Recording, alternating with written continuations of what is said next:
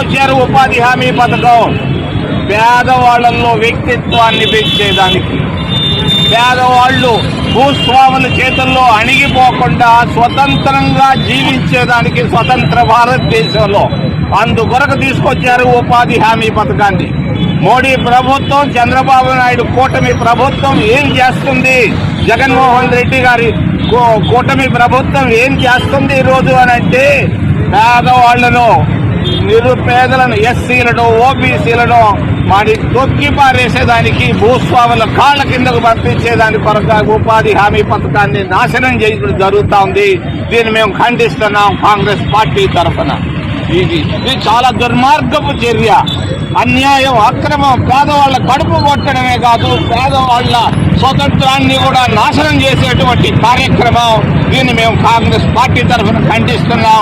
వెంటనే నరేంద్ర మోడీ ఆ పథకానికి ఆ పేర్లు పిచ్చి పేర్లు తీసేసి వెంటనే మహాత్మా గాంధీ గారి పేరు పెట్టాలని కాంగ్రెస్ సుఖ్జీత్ గారు తీసుకొచ్చినటువంటి ఆ ఉపాధి హామీ పథకం, సోనియా గాంధీ గారు అమలు చేసినటువంటి పథకాన్ని తిరిగి తీసుకురావాలని మేము డిమాండ్ చేస్తూ, మరి ఏదైనా ప్రశ్నలు ఉంటే అడగమని మిమ్మల్ని డిమాండ్ చేస్తూ ముఖ్యంగా 3 కాగితాలు చూపించదలుచుకున్నారు. మీరు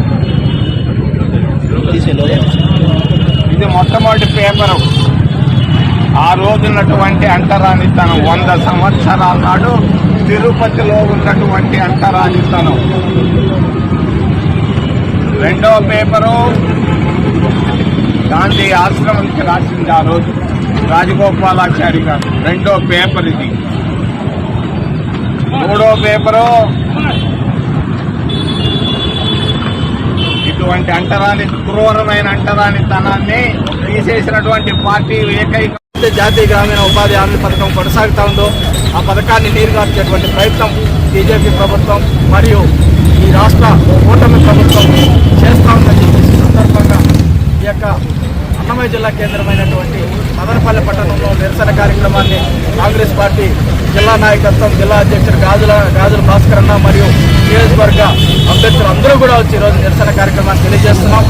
ఈ యొక్క వేదిక నుంచి ఈ ప్రభుత్వాలకు ఒకటే తెలియజేస్తున్నాం, ఈ యొక్క జాతీయ గ్రామీణ ఉపాధి హామీ పథకాన్ని, పేదల కోసం ప్రవేశపెట్టినటువంటి పథకాన్ని బీజేపీ ప్రభుత్వం ఎందుకోసం దీన్ని రద్దు చేస్తూ ఉంది, ఎందుకోసం నిధులు దీనికి ఆపేస్తూ ఉందని చెప్పేసి కూడా ఈ సందర్భంగా మేము కేంద్ర రాష్ట్ర ప్రభుత్వాలను డిమాండ్ చేస్తున్నాం. ఈ యొక్క వేదిక నుంచి ఈ యొక్క బీజేపీ ప్రభుత్వానికి, ఈ యొక్క కూటమి ప్రభుత్వానికి ఒకటే తెలియజేస్తున్నాం, ఈ యొక్క ప్రభుత్వాన్ని యథాతథంగా కొనసాగించకపోతే భవిష్యత్తులో తీవ్రమైనటువంటి పరిణామాలు ఉంటాయి. పేద ప్రజలు తిరుగుబాటేటువంటి పరిస్థితి ఏర్పడుతుంది. అదేవిధంగా మీ యొక్క పార్టీకి భవిష్యత్తులో పుట్టగతులు ఉండవని చెప్పేసి కూడా ఈ సందర్భంగా తెలియజేస్తున్నాం. ఎందుకోసమంటే ఈ యొక్క పేద ప్రజల నుంచి ఒక్కసారి తిరుగుబాటు మొదలైందంటే భవిష్యత్తులో మీరు ఎన్నో రాష్ట్రాల్లో చూశారు. ఆంధ్రప్రదేశ్ ప్రజలు కూడా అందుకే తగ్గట్టుగానే మీకు జవాబు ఇస్తారు భవిష్యత్ ఎలక్షన్లో అని చెప్పేసి కూడా ఈ సందర్భంగా తెలియజేస్తూ, ఏదైతే పేదలకి డైరెక్ట్గా ఉపయోగపడేటువంటి పథకం ఏదైతే ఉందో జాతీయ గ్రామీణ ఉపాధి పథకాన్ని దాన్ని కొనసాగించాలా.